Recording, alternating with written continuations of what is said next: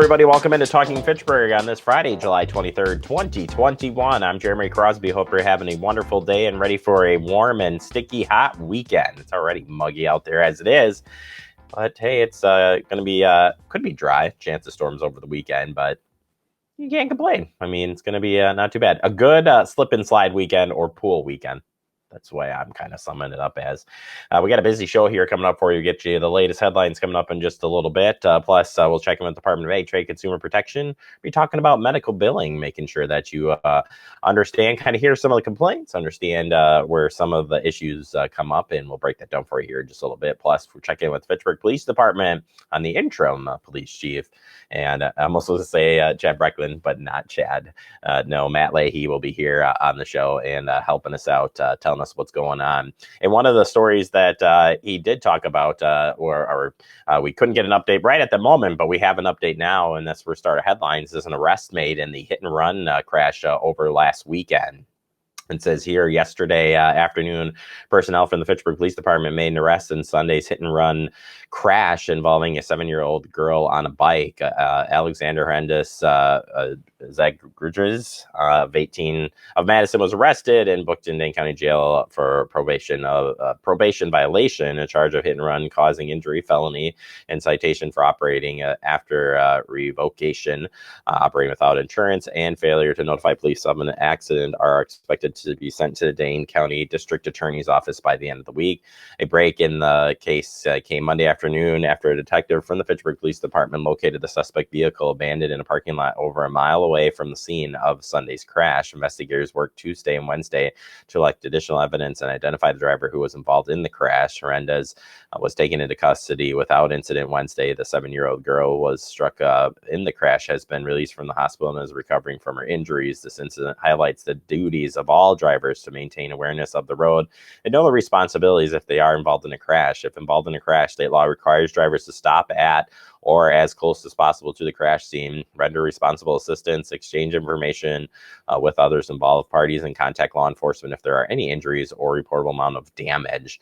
So great work there on the Fitchburg Police Department closing up that case. We'll keep and pass on any other information that comes about that.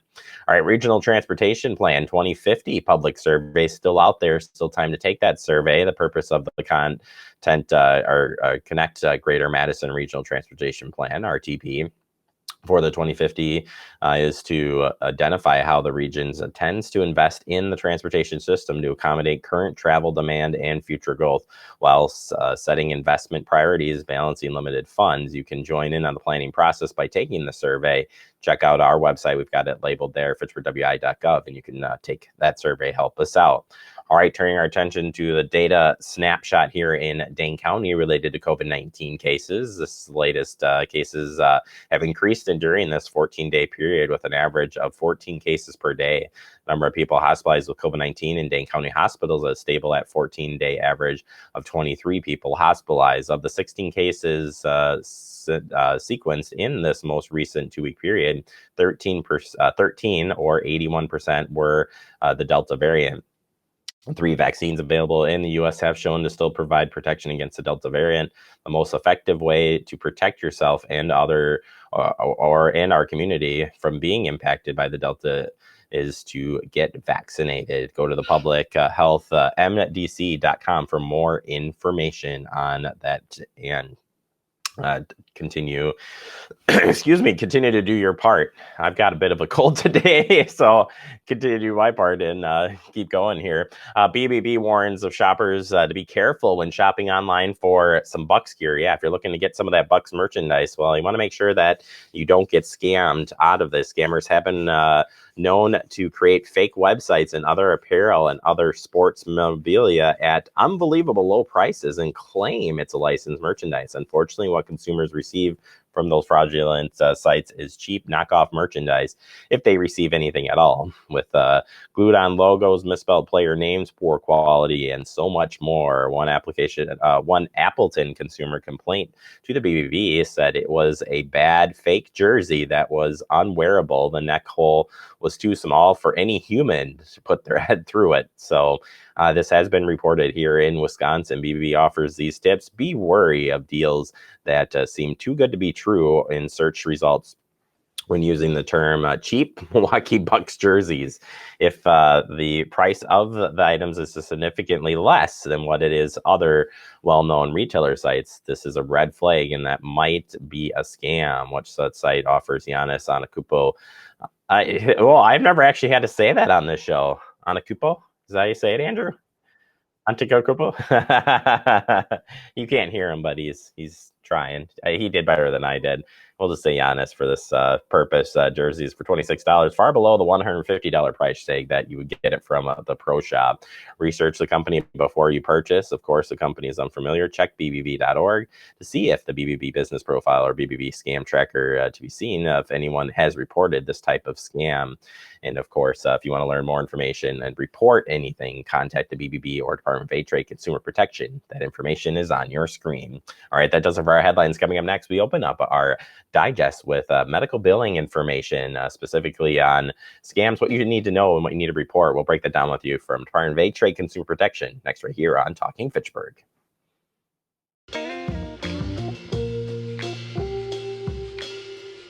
After you joined our family, it was like, I really do feel complete now.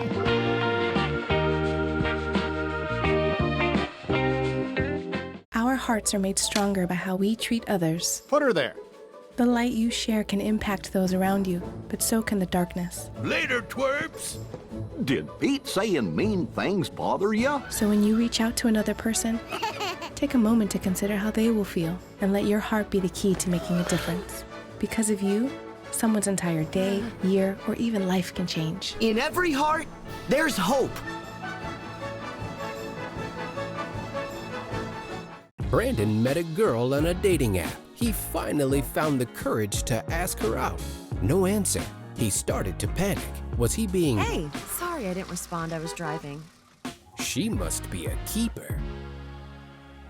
Welcome back into Talking Fitchburg. Joining me today from the Department of Trade Consumer Protection, Laura Sutherland is here. Laura, welcome back to the show. How are you doing today? I'm great, Jeremy. Thanks for having me. Thank you for being a part of the show. And today we're going to talk about medical billing. Certainly pre-pandemic, I think a lot of people were asking questions about medical billing and things were going on. But then COVID hits and things skyrocket as far as maybe more people being in and out of the hospital, doctors, you name it, it's going on. But ultimately, medical billing, I think, is complicated overall. And I'm so excited to talk about this with you today. So overall, from your standpoint, what does DATCP want you to know about medical billing?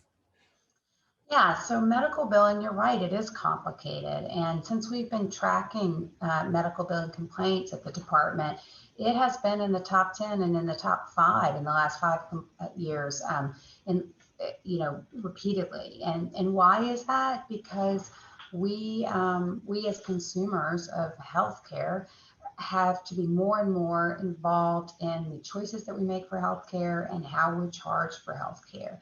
And they're confusing, right? There can be multiple entities involved in each billing cycle. It can be your insurance company, your care provider, your HMO, what have you. So it can be, we're seeing a lot of complaints where people are doing what they should be doing. They're looking for the information. They think they're told one thing and expect one thing, and something else comes up on their bill. And so they have questions about it. One example that we had is a family that came to visit Wisconsin from Tennessee, and their child unfortunately got sick while he was here, and they needed to go to urgent care. So they did what many of us would do, and they looked online and they tried to find an urgent care location near them to bring their child in to get some care. And they did that, and they got the care that they went to get, and then they got billed for emergent care, which is obviously significantly more expensive and has a different process required for it, and with many insurance companies, and a big deal. So they filed a complaint. They said, we looked and we thought this was urgent care, and then we got charged for something different. So the department is looking into that to see if there were disclosures or disclosures that weren't there, or misrepresentations in the course of that care. But that's just an example of the kind of ways in which consumers are looking at these issues, trying to make the right choices, looking at the information that's provided for them, and it's not always straightforward. Another example we had was a Wisconsin resident over 50, which many of us know means it's time for our first colonoscopy. Um, if you don't know that, lucky you.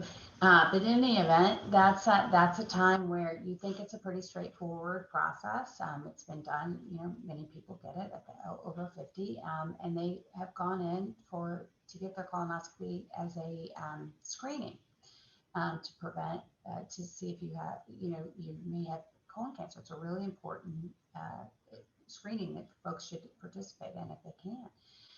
So this consumer did that, and then they were charged, ended up having some polyps, and the screening, which is charged differently, then got coded for preventative colonoscopies, which is a different charge, right? And has an impact on your insurance, how much your copay will be, all that kind of stuff. So they filed a complaint because they thought they had done what they were supposed to do, and came in under a screening and were charged differently. So looking into that, that's a complaint the department has, looking into that to see if there were some misrepresentations or failure to disclose information that you're entitled to have. But just a couple of examples of the difficulty. So, what do we want to tell folks they need to do? First, you need to pay your bills, right? Your medical bills need to be paid, whether you have insurance or not. It's important that they get paid. So if you have a question about it, you should contact the source directly and see if you can't get your questions answered. We field a lot of these, as I say. It's in the top 5 of our complaints, and most often it's an issue of communication and misunderstanding. So go to the source directly, see if you can't resolve this issue with your medical biller. Now, I'm not saying that's going to be easy. I've had to do that myself, and it can take some time, but it's important that you first try to do that. If you have any questions about your health insurance coverage, you should go to your insurance carrier, try to get those questions answered. And you need to make sure that you pay your bills and that you pay them immediately after receiving services, and then wait for reimbursement from your insurance company. If you're having problems with your bill, you discuss it with a medical facility immediately. Don't let any time lapse on that. And make sure that, in some instances you can get a monthly payment plan. But the more time you wait, the more the bigger issue it can become. And make sure you keep all your paperwork, right? Keep your bills, keep notes or copies of any conversations you have through MyChart or through email or what have you. But document. That's really, really important. And if you're still having problems, give us a call at our hotline, 1-800-422-7128, and see if we can't help you mediate some of these complaints and see if we can't help you solve these problems. So you had mentioned about, making sure that you contact your insurance company right away. So if you get that bill and sitting on it, so if you do sit on it, you're not making those payments, you might be subject to fees and stuff. And most likely DATCP isn't really going to get you out of that necessarily. So as a good reminder for those folks, what is that threshold that you guys can help with? Where is that part? I mean, you're looking for the mishaps in the process, more or less, correct? That's right. And we, to be clear, we have pretty limited scope when it comes to medical billing. We don't have a medical billing law in the state of Wisconsin. We have an unfair billing law that doesn't cover medical billing. That's actually an exception. So what we have is a basic misrepresentation law. So if someone or some entity is misrepresenting something, that is when we would have jurisdiction to address those issues. So the urgent care example I gave you, if in fact there's a misrepresentation about it being urgent care and then they charge you otherwise, that would be an example of misrepresentation. But by and large, the medical bill issues are ones of confusion and misunderstanding. And so, as you say, you really do need to pay them as best you can. And if you can't, get on a monthly payment plan, because as the fees accrue, and if you owe them, there's absolutely nothing the department will be able to do about that. So again, keeping a treatment list, watching for when the statements come in, reviewing the bills immediately when they come in. A lot of times you'll get a lot of them if you're unfortunately sick and you need a lot of care. You're going to get a lot of paperwork, but the best way to avoid being misbilled or having issues arise is to stay on top of those bills, stay on top of those statements, and review them immediately. And when questions arise, get them answered as soon as you can. Yeah, great advice, Laura. Thank you so much for sharing this information, and certainly great resources out at your website. And like you said, give you guys a call. Call in to the hotline if you have questions, and you guys can help anybody else at least kind of figure out the process. Absolutely, we'd be happy to help. All right, Laura. Thank you. Always a pleasure having you on the show. Stay safe out there, and we'll talk to you real soon. Thanks, Jeremy. You bet. We'll take a quick break. More to come. You're watching Talking Fitchburg. Type 2 diabetes can have a big impact on your life, but how can it be prevented? Well, the first step is knowing if you have prediabetes, a serious medical condition that puts you at high risk for type 2 diabetes. 1 in 3 American adults has prediabetes, but more than 80% don't know they have it. The good news is, prediabetes can be reversed, and for many people, healthy changes in their daily routine can make a big difference. Take the 1-minute risk test today at doihaveprediabetes.org.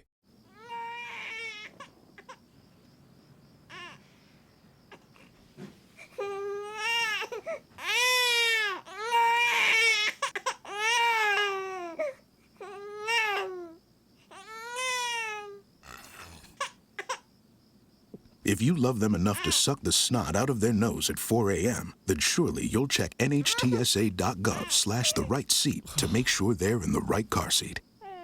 Well, welcome back into Talking Fitchburg. Joining me today from the Fitchburg Police Department, our interim chief, Matt Leahy. Matt, welcome into the hot seat. Thank you for having me. Glad to have you Looking here. forward to it. Look, I'm looking forward to it too. You're our second interview of the year, and so the bar's not set very high. You're about to set it. All right. We won't tell you who the first one was. All right. But you're going to set the bar high here. Glad to have you in here. First and foremost, glad to have you stepped up into the role of interim chief. I think congratulations is order, and a thank you as well. Thank you. Much appreciated. And you're filling in for our update as well, which is so exciting. So we get to talk to you on multiple levels today. First and foremost, you get to break the news. Usually this is a hot... You remember Jay Wilson days? I mean, he used to break this. I know. So if that isn't a clue for longtime viewers here, what do you got for our community night out? So the community night out, thankfully, after the pandemic of 2020, we're going to reinstitute the community night out this year, and it is scheduled for August 11th from 5 p.m. to 7 p.m. at the Fairways Leasing Office or the Nine Springs Golf Course parking lot. We'll have refreshments, DJ, community members, as well as partners from outside agencies, law enforcement agencies. I guess the mission really is to just kind of bring everybody together and, I guess, put on a platform to show community and governmental agencies coming together to make a safe community.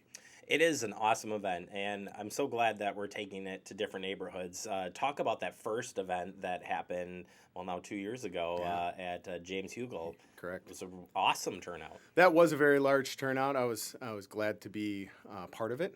I did not have to plan any of it, but that took a lot of hours to bring together, and I'm glad the event was as popular and as beneficial as it certainly was in 2019. How important is it to take it around the community? So that's what this is all about now. Now Correct. We're getting it out of one centralized location and taking it to a park near you.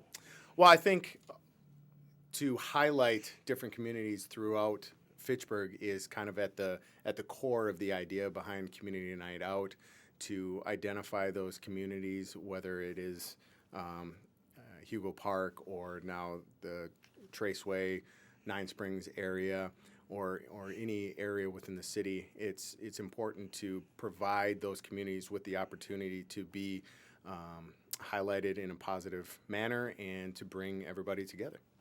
Awesome. Well, we'll definitely remind people of that free event. Come on out, say hi to the officers. It's a great time, and We did our show live there last year. We might have to set that up again. We'll see. Come on down. You gonna be a guest? I will be there. He said he would be there, but I'll he's be there. not. He doesn't know if he's gonna be a guest. Fine, fine. All right, let's jump into some crime prevention tips. Quick update as part of this. We've still seen reports of theft, burglary. What do you have for an update on that front? So again, we're still our communities getting property crimes or being victim to property crimes again, whether it's burglaries or vehicle thefts. Just highly encourage everyone to be focused on crime prevention as much as they can when it comes to these types of crimes. Lock up your service doors to garages. Make sure your garage doors are shut. Make sure valuables are taken out of your vehicles, especially keys, to try to reduce the number of victims within our community. Are most of these crimes, are they crimes of opportunities, or are they almost always what you just said, that it's an unlocked door? I mean, essentially that is a crime of opportunity. The perpetrators of these crimes will just go to communities and test out the infrastructure of your homes or your residence. And if they see an easy opportunity, like an obvious open garage door, they're going to take advantage of that situation. We just had a burglary this morning, 2600 block of Richardson, where a vehicle was stolen. So it's present, and people need to be aware and take whatever steps they can to prevent the crimes from occurring. We've talked about see something, say something on this, which I think is a big part of helping combat this, not only with the prevention tips, but where can people report, and what do you want people to report on to you as far as maybe suspicious activity or anything that could help as another tool to prevent this from happening? Sure. I guess it is kind of a fine line between what we want people to report. If it's somebody just walking down the road, is there any criminal element to it? And so we want to be aware of people's just ability to just simply walk down the street. But definitely if residents are seeing people walking into garage doors or seeing suspicious vehicles in the middle of the night, blacked out, driving up and down the roadways, those are things that we would highly encourage people to call the police department on, whether it be 911 or through our non-emergency line. But in the moment, instead of the next morning when the crimes have already taken place. Yeah, you got to report it, I think, for sure. And yeah, you're right. There's a fine line there for sure. We unfortunately had a hit and run situation over the weekend. Correct. You did have some updates there. First, what had happened, and then we can talk about the update. Yeah, so we had a very unfortunate event on High Ridge Trail where a small child, a 6-year-old child, was struck by a vehicle. It was a hit and run. Luckily, the child did not suffer any significant injuries, which is a blessing, of course. But there will be an update coming forth soon. The investigation is still very active, and we are working on a variety of leads and information. So probably some news decent to come. Yeah. On that one. Nope. Good to hear, and we'll wait to hear what comes about that. Finally, some outreach on. You've got your community feedback going on here on your policies.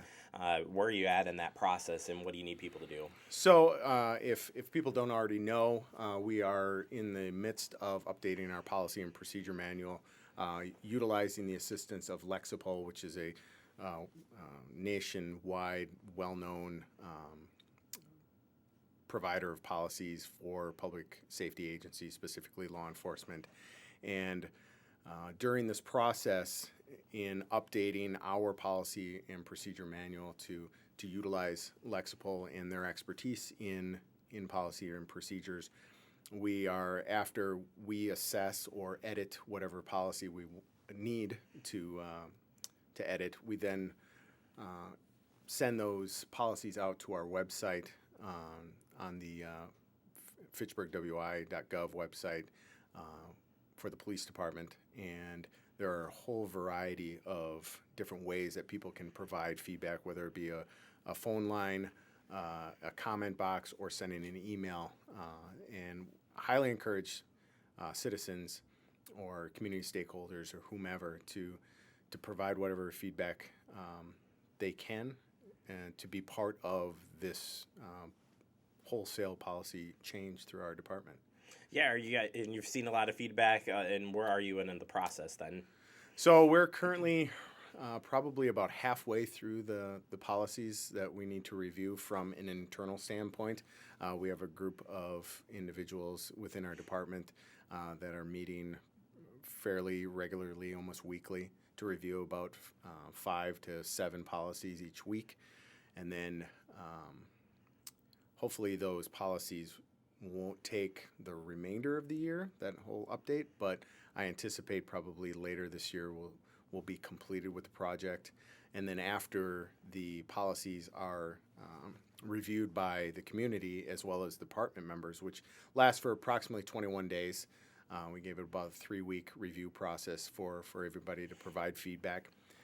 Based upon whatever feedback that we would get from other department members or the community, we may make changes, we may make grammatical changes to the policies just to make it a little bit more user-friendly and understandable by everybody that's going to have access to those policies.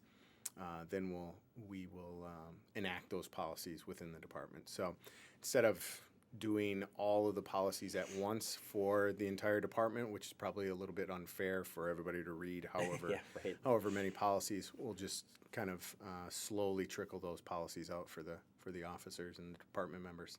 Cool. Well, that's a full update right there. Yeah. All right. Well, that's it. You made it through your first one. Wow.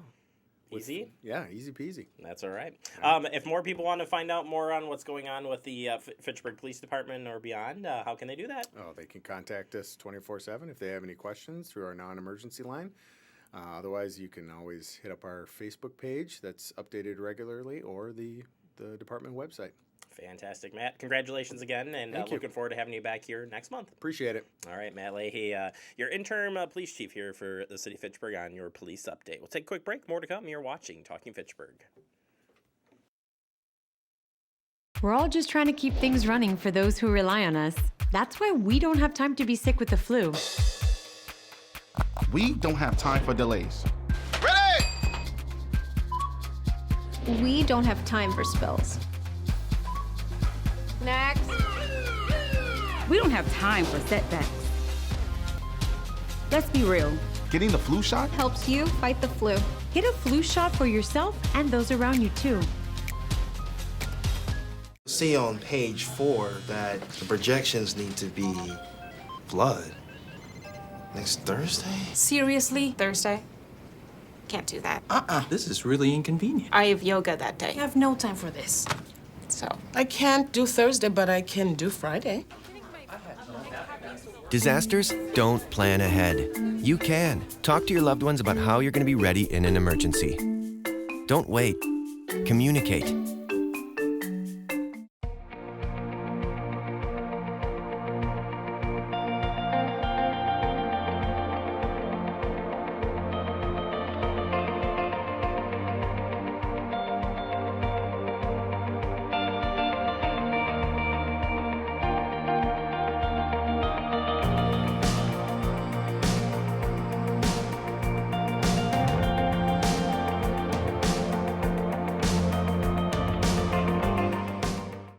Welcome back into Talking Fitchburg. Wrapping up the show for the day. I want to thank our friends at Department of Trade, Consumer Protection, and that'd be Lara, and then of course Matt Leahy from the Fitchburg Police Department, interim police chief, giving us the update. So excited for the crime prevention picnic here in the city of Fitchburg, and we'll remind you as that gets closer.